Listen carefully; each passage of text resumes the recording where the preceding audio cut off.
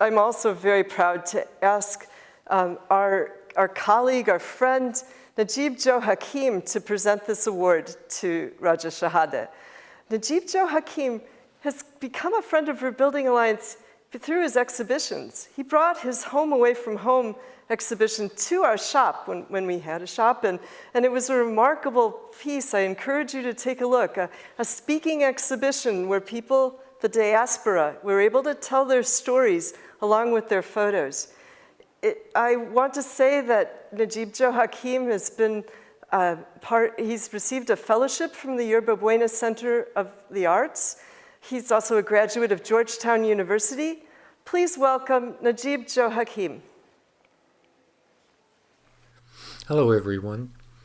Raja Shehadeh is the founder of the pioneering Palestinian human rights organization, Al-Haq. However, he is perhaps best known for his literary works about Palestinian life. I first became aware of Raja after he published Samad, a journal through which he anecdotally explores the occupied Palestinians' capacity for steadfastness. Samad helped me make sense of my own experience of living in Palestine in the late 70s. In his book Palestinian Walks, Notes on a Vanishing Landscape, which was the winner of the prestigious Orwell Prize in 2008, Raja takes readers on 6 walks into the Palestinian countryside between 1978 and 2006. Rebuilding Alliance's own work in Palestine also brings us deep into the same countryside, where we work to keep threatened Palestinians' villages standing. Raja recounts that his early walks were peaceful hikes through a landscape of olive trees, grapevines, terraced hillsides, and ancient stone buildings. In his later walks, however, fences and walls around Jewish-only settlements and roads make old trails impassable, and hikers are often harassed by Israeli settlers and the army. The simple freedom to roam through the countryside is being shattered. Palestinian Walks is a heartbreaking story of the hardships of an entire people from their land, dispossessed from their land. It's a moving look at what so many of us take for granted.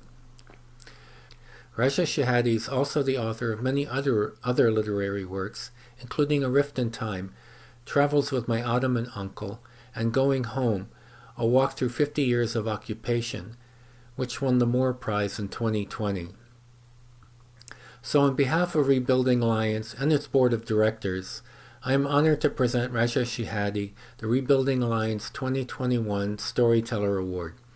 We wish to honor your legal work for Palestinian rights as an advocate and the founder of Al-Haq, and to recognize your work as the author of many compelling books that eloquently weave stories of your family, of the land and people of Palestine, and of occupation and resistance. Through your finely crafted literary works, you have brought the Palestinian experience to life. Thank you. Advocate and author Raja Shehadeh, I want to read the award to you. First, the quote here in Arabic and the calligraphy by one of the artists from our Gaza in Color group in Gaza. The quote is, "To tell one's story is a human right." And so we present this award, the Storyteller Award, in recognition of your work as an author making stories of the land and people of Palestine and of the occupation and resilience available to all. Thank you so much. And with that, we would like to go to your acceptance. I thank Rebuilding Alliance for this award and commend your work in helping our people and seeking to bring peace and justice to our battered land. I would like to take this opportunity to say a few words about the deleterious effects of the expansionist wall that Israel began building in 2000. By building this wall, Israel signaled that it did not want peace with the Palestinians. The wall was justified as preventing terrorism. There was no truth in that. It was not built on the 1967 borders between Israel and the West Bank. Israel's public relations pundits misquoted Robert Frost, writing, that good fences make good friends. It didn't. The wall Israel built was far from being a fence. It was a formidable 9-meter high concrete wall that only augmented the enmity between the two sides. To the Israelis, those Palestinians living behind it became faceless and were despised as barbarians whom it was legitimate to kill without flinching and their land taken without second thought. As to relations between the two people, the wall meant that no encounters could take place.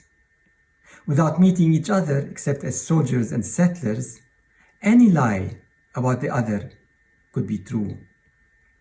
And so it led to a rise in settler violence and the oft-heard mantra that the Palestinians don't belong here because this is the God-given land of the Jews. The number of trees uprooted, houses demolished, and the Palestinians suffering violent attacks by settlers supported by the Israeli army increased exponentially. With the wall, the message was clear: no alliance, no cooperation, no peace.